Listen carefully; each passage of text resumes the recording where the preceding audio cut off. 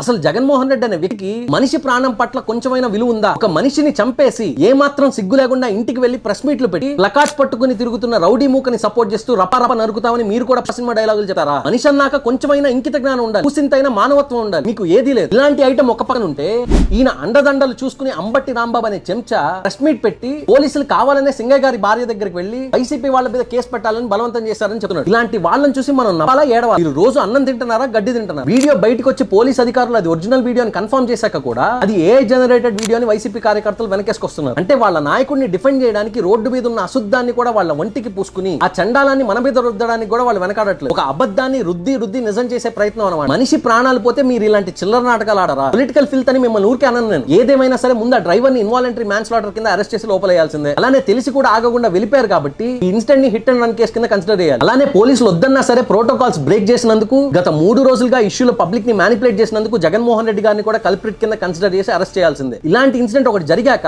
ఎటువంటి political equations కూడా చూడకండి. సింపతి లేదు, తొక్క లేదు. మనుషులు ప్రాణాలంటే ఏమాత్రం విలువలేని సైకోలకి రోడ్ల మీద తిరిగే హక్కు లేదు.